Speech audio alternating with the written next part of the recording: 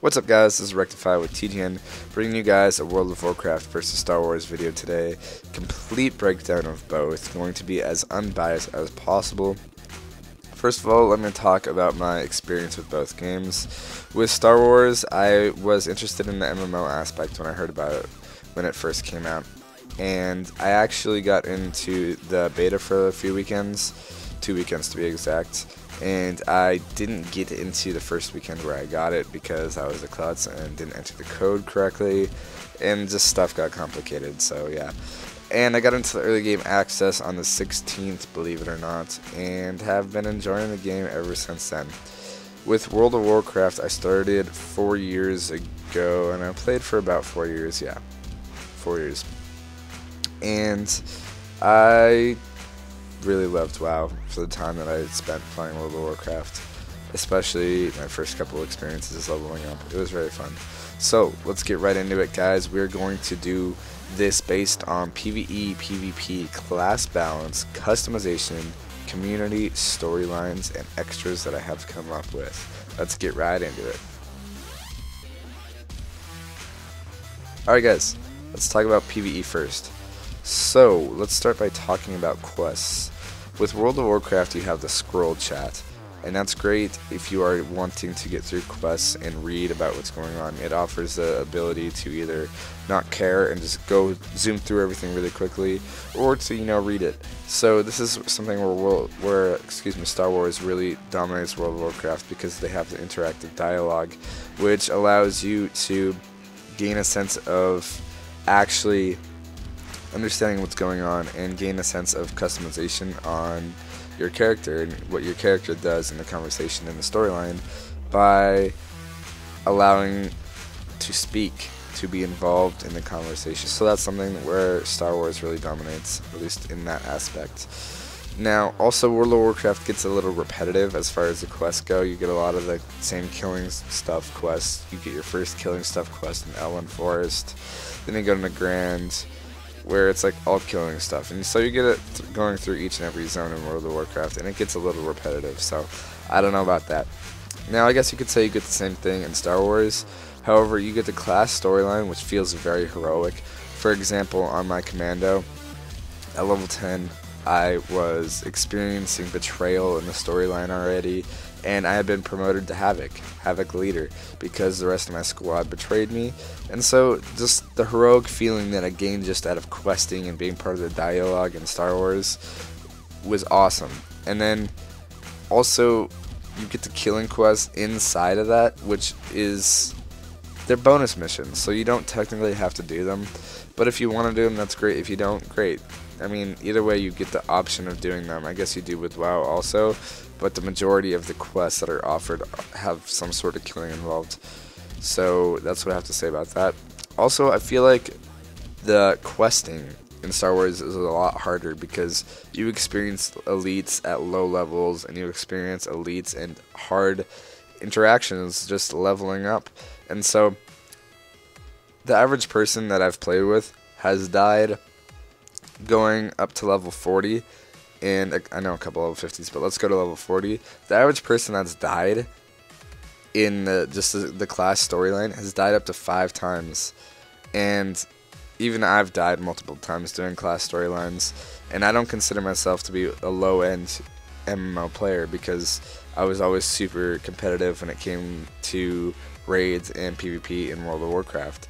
We'll talk about that a little later, but so the point is that you get the really hard solo questing feeling with Star Wars. Now, for me, I've done that.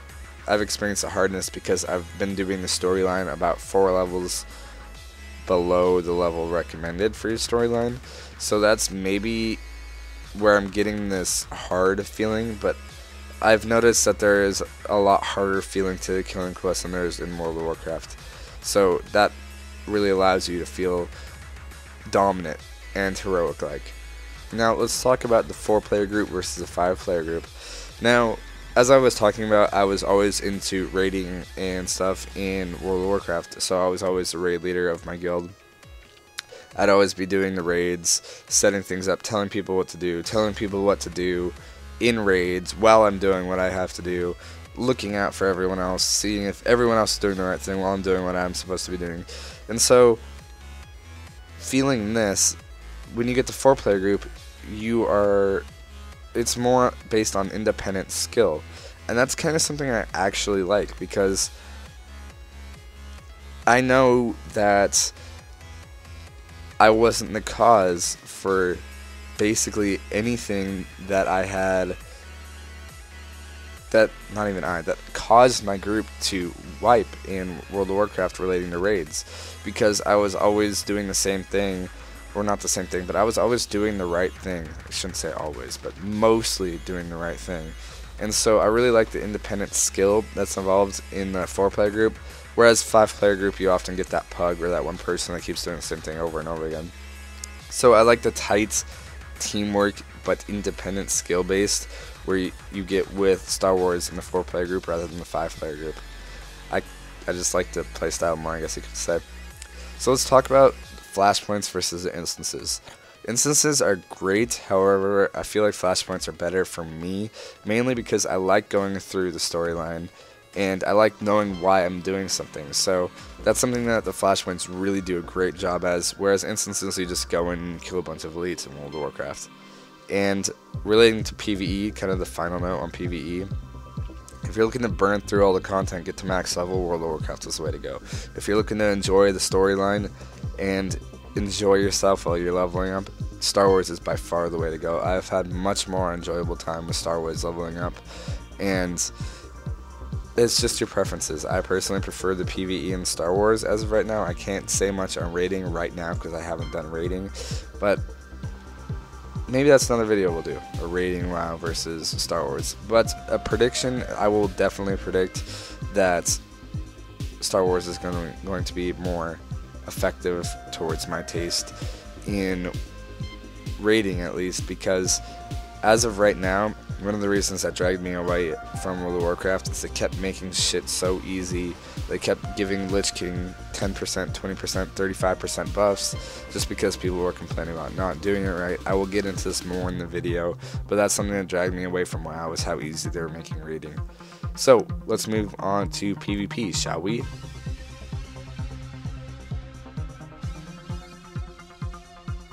As of right now, I feel like Star Wars has more balanced, only in 1v1 same level, same gear situations. The reason why I say this is because Resilience dominated World of Warcraft PvP. So the thing with this is that it really discouraged new players or people trying to get into PvP to come into PvP in World of Warcraft, because they would realize that they were hitting raid bosses harder than they were hitting people at level 85. Now, the thing with this is that they also have a resilience type of stat called expertise in Star Wars that increases your PvP stats and decreases damage taken and stuff, but it doesn't scale the way resilience scales. So it's going to be interesting to see how expertise affects Star Wars PvP in the future. So let's talk about war zones versus battlegrounds. War zones have less people, and we talked about the less people aspect earlier on in this video. So let's compare Hutball versus the counter opposite in World of Warcraft. That would be Warsong Gulch. Hutball, just going randomly into a pug, Hutball operates more as a team than World of Warcraft's Warsong Gulch does, because in Warsong Gulch you see 5 to 7 people farming honorable kills, and you very rarely see an objective team in Warsong Gulch, whereas in Star Wars everyone is basically being objective. In any Warsong in any war zone they enter, everyone's being objective, at least from what I've seen so far. So it's going to be interesting to see if war zones stay objective compared to the battlegrounds in World of Warcraft right now. And what the tenacity doesn't take into account for, because for those of you who don't know, War Zones is based on a 10 to level 50 bracket.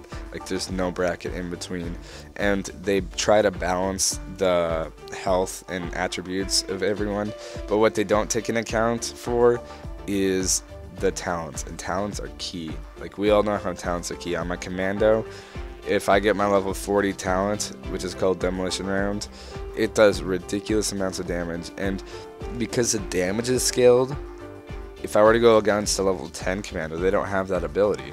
So the ability and the higher levels definitely get the advantage in war zones. And so I'm thinking that they do need to add a bracket in there, but we'll see how that feels in the future at least. As of right now, I feel like World of Warcraft is a lot more interactive and fast-paced. Also, I feel like they have a higher skill cap. You notice this a lot in like a good rogue or a good frost mage or fire mage or feral druids.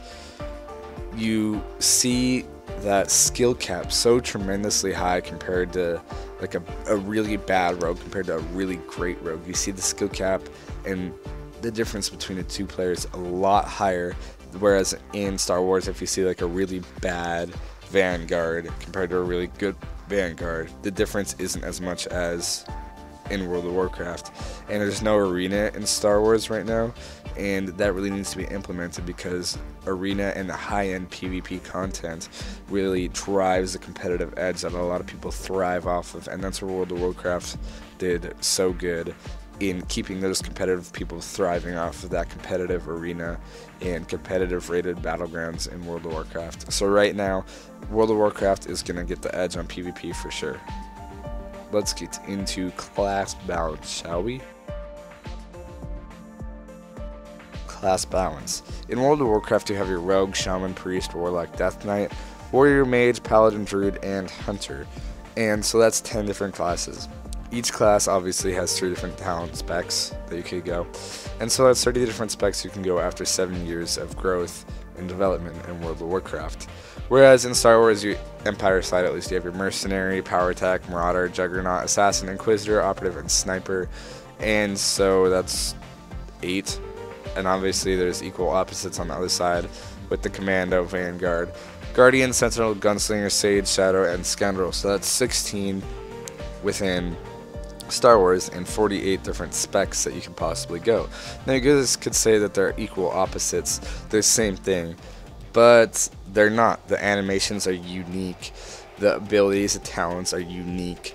The feeling of uniqueness you gain from the difference between like a mercenary or a commando, you feel the difference because a mercenary, you have tracer missile and you're bending over like you're about to take a shit shooting a missile off your back, whereas a commando, you take a grav round, which is basically the same thing, but it's unique because you're just taking a power stance like you're about to blow someone's head off, and so you get that sense of uniqueness. So I'm going to give the class balance to Star Wars for now because I really enjoyed the uniqueness they engaged into this game early on in its development, and it's going to be interesting to see if they implement any more classes in the future.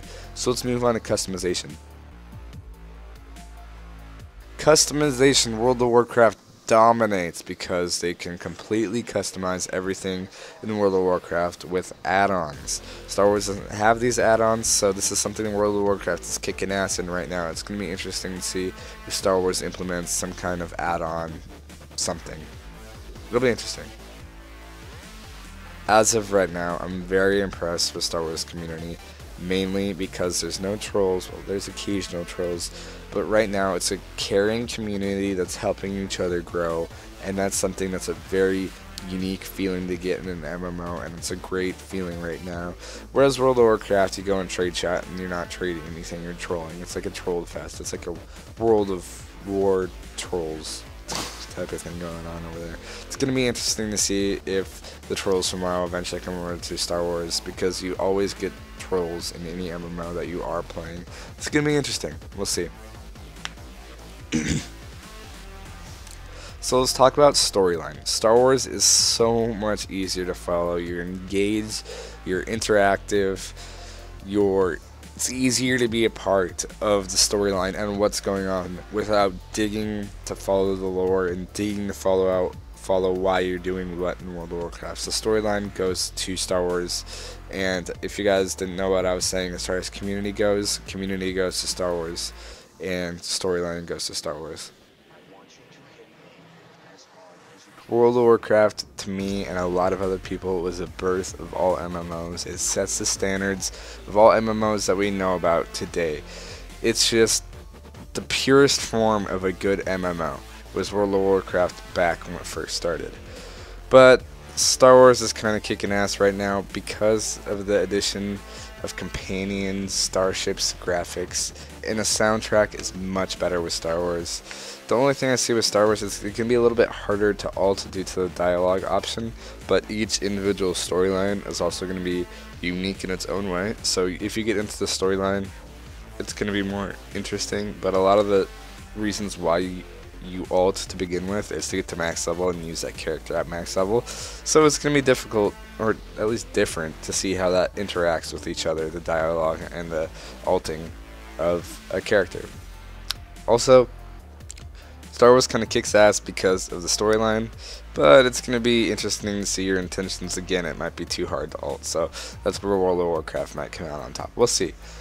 Also, a skill cap. Leveling is much more challenging in Star Wars. We talked about this in the PvE at least. For example, like an elite in a quest line, I've had friends try to kill an elite multiple times, but they were too low level to kill that elite at that time, so they had to go level a little bit. And that's not that uncommon. So leveling, the ability that it's hard, actually seems to work well with the PvE and set the PvE standards in Star Wars. So we'll see where that takes us, but I kind of feel like the skill cap for PvP is within World of Warcraft and PvE is in with SWTOR for right now. But we'll see where that goes. I mean, Star Wars is so new, this is all just a prediction. Of course, I've been playing MMOs for a long time, so it's a fairly good prediction off of what I've seen so far, but we'll see. So after 4 years of playing World of Warcraft, I said the same thing over and over again. I wish they never made an expansion past Burning Crusade, because vanilla was too hard to get a good fan base, but the balance between hard and easy was perfect in Burning Crusade. The noobs weren't complaining too much about the difficulty of everything, and the PvP and PvE content was phenomenal in Burning Crusade with Kill Jaden and Illidan and all those fights out. Oh, it's just amazing. And you know, opening raids like Karazhan, people that went through Karazhan, you guys know how amazing Karazhan was. And Gruul's was fun. Every time you go into Gruul's, it would be an interesting mix with the makeup that you had. Oh, it was amazing. I wish I never made anything past Burning Crusade. And even though I loved my time with World of Warcraft, they just started making the game too easy to the point where they would literally take you to your next place to level. Like, I remember this quest when they first offered the whole new leveling thing, where I got this little alligator and it would literally take me halfway across the map to my next leveling zone. I was like, oh my gosh, I have a flying mount, I can do this myself. Gotta yawn because that's how I felt towards the end of World of Warcraft. No, I'm just kidding. But, you know, the hardest thing for me is having nerfed all the boss encounters after the first week of people complaining. I'm a huge believer in grinding stuff out. If things are too hard, you don't complain, you grind about it. You get the gear, and you keep working through the mechanics. You try all the possibilities, thinkable, imaginable, interchangeable. That's not a word, but I was going with the angeable or able type of words there. But it's too promising to the people that can't get stuff down, because it's not offering the people that worked for it the pride that they should get. And with Lich King, I mean, there was people that got 5% kills. Great, you should have left it at 5% kills, but just the fact that people were getting kills at 5% should have been a good indicator that 5 to 10% was easy enough for it to be actually deemed killable. And I mean, even if you went through 10 mode, whatever you call it, 10 player, and you just went through and farmed a heroic 10 before you even got to the Lich King, you could have done that. You could have gotten the gear. That doesn't make sense because you have to kill Lich King to go on heroic mode. So disregard that thought. But if they even made it possible to go to heroic mode on like Lord Marrowguard or Gunship before you killed Lich King, it would still be doable because you had that extra gear. You had the appropriate gear to get it done. So that's an issue I see with World of Warcraft at least. Now, talking about Star Wars, just after playing the beta and the early game release till now, Star Wars has taken the popular demands that Blizzard failed to address and really turned them into reality. There's a balance of the classes. There's a sense of uniqueness to the classes. They've done a bunch of customizable abilities and things and personalities, so you can pretty much decide your character's personality with a light and dark side point system. The storyline is also a lot easier to follow. I know there was a lot of complaints about how much digging you would have to do into the lore to actually understand what was going on. And then again, the PvP feels like miniature battles instead of like two-shot rogues or two-shotting people all over the place at level 10. And then often they offered the relationship you can have with companions. For those of you who don't know, World of Warcraft promised that they would have a housing system after release date. They tried to test it a little bit and it was immediately disregarded. But the promises that BioWare has said they have kept, and that's something I respect about BioWare, and I'm having a hard time with WoW because that was something I was at least looking forward to trying. So, all that said and done, Star Wars has already announced a major operation for a raid release in January, complete with a huge new zone for new bosses to kill. There's also rumors lingering around that BioWare is about 50% done with their next expansion. That's going to be interesting to see, because that could be the downfall of Star Wars, and I'll get into that a little bit later. So let's talk about places where World of Warcraft could get worse right at this moment. They can make the game easier. That is a giant complaint. There has to be competitive edge in PvE and PvP.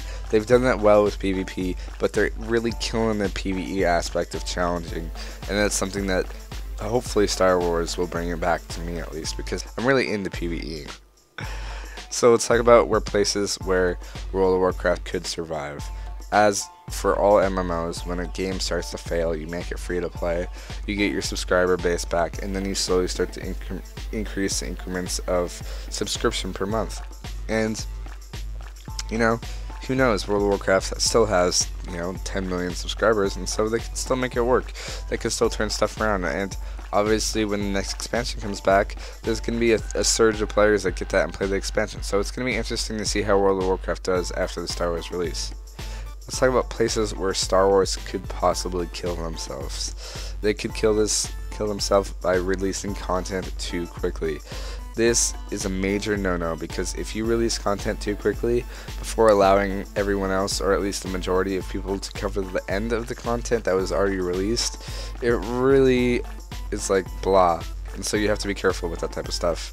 And then let's talk about places where Star Wars could at least improve upon.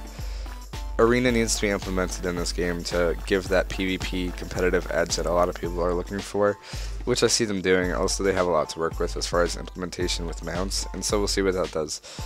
Thanks for listening, guys. This is Rectified with TGN. You guys have a good day.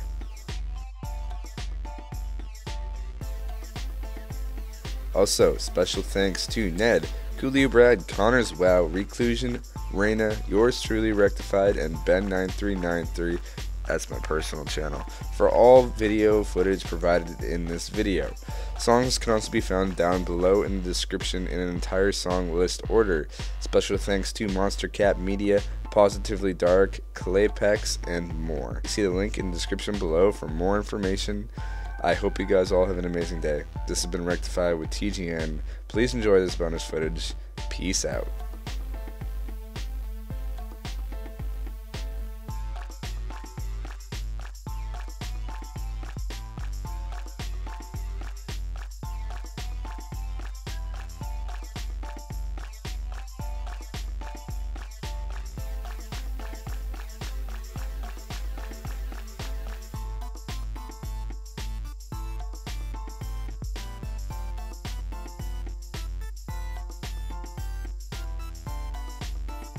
Speaking of companions, come up here. Come up here. What are you doing?